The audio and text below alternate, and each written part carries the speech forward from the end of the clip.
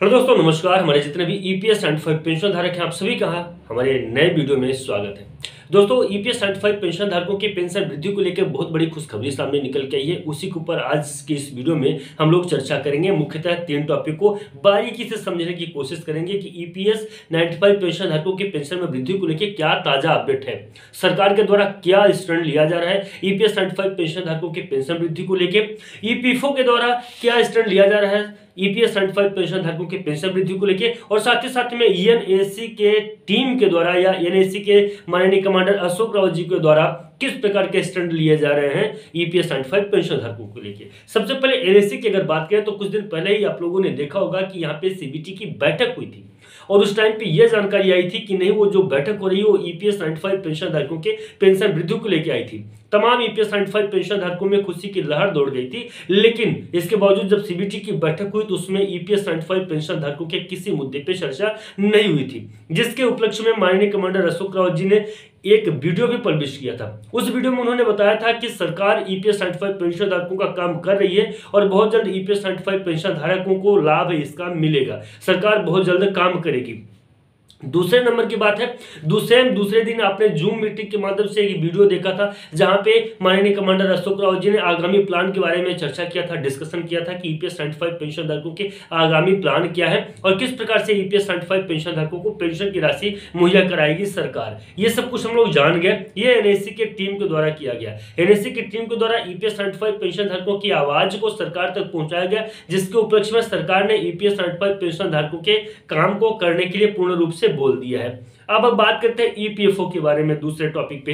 तो ईपीएफओ ने भी ईपीएस 95 पेंशन धारकों की पेंशन वृद्धि को लेके अपना एक कदम आगे बढ़ा दिया है। वो कदम क्या है वो भी मैं आपको बता दूं कि सबसे पहले आपने एक पेपर का स्क्रीनशॉट देखा होगा कि मई तक में जो तो जितने भी ईपीएस 95 पेंशन धारक हैं जिन्होंने हाई पेंशन का जो तो विकल्प का चुनाव किया था। अब विकल्प का चुनाव करने वाले वो पेंशन धारक कौन है, तो लगभग काफी ज्यादा संख्या में तकरीबन 17 लाख के आसपास है।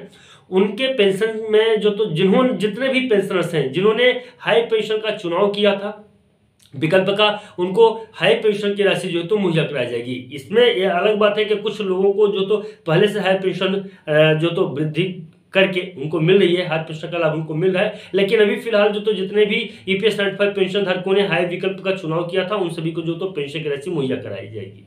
ये आपने देखा ईपीएफओ की तरफ से, तो कहीं ना कहीं ये तो सामने निकल के आता है कि नहीं, ईपीएफओ भी ईपीएस 95 जो पेंशन धारक हैं उनके लिए काम कर रही है, चाहे वो हायर पेंशन की बात हो चाहे मिनिमम पेंशन की बात हो। अगर हायर पेंशन का मामला एक बार निकल जाता है तो भी ईपीएस 95 पेंशन धारकों के पेंशन वृद्धि को लेकर आगे चल के मिनिमम पेंशन पर भी चर्चा हो सकती है ईपीएफओ के द्वारा।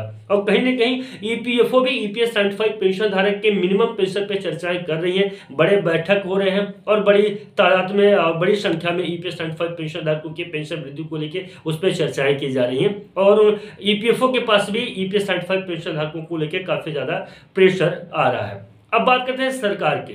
सरकार ने ईपीएस 95 पेंशन धारकों के पेंशन वृद्धि को लेकर चर्चाएं कर ली हैं। कहीं ना कहीं ईपीएस 95 पेंशन धारकों के पेंशन वृद्धि को लेकर एक आगामी बैठक और प्लान तैयार हो चुके हैं।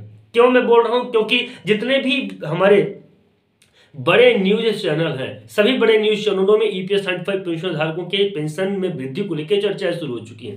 अब जो बड़े न्यूज चैनल है उसमें हायर पेंशन की बात नहीं हो रही है, उसमें भी मिनिमम पेंशन की बात हो रही है। ये खुशखबरी की बात है। इस प्रकार की बातें जब सरकार के बात जब इस प्रकार की चर्चाएं होने लगती हैं तो कहीं ना कहीं ईपीएस 95 पेंशन धारकों के पेंशन में वृद्धि को लेकर सामने जानकारी निकल के आती है, जिसमें से पहले नंबर पर आपको स्क्रीनशॉट भी लगातार मिलते रहेंगे।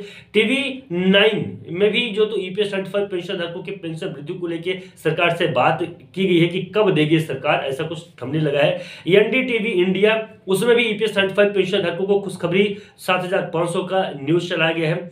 मनी 9 जहां पे 7,500 रुपए की गारंटी जैसा एक थंबनेल लगा के एक न्यूज चलाया गया है, जिससे यह बात तो स्पष्ट हो रही है कि कहीं ना कहीं सरकार तक जो तो इसकी जानकारी है, ईपीएस 95 पेंशन धारक सरकार के लिए कुछ कर रही है, तभी जाके बड़े न्यूज चैनलों में इस प्रकार की अपडेट खबर आ रही है।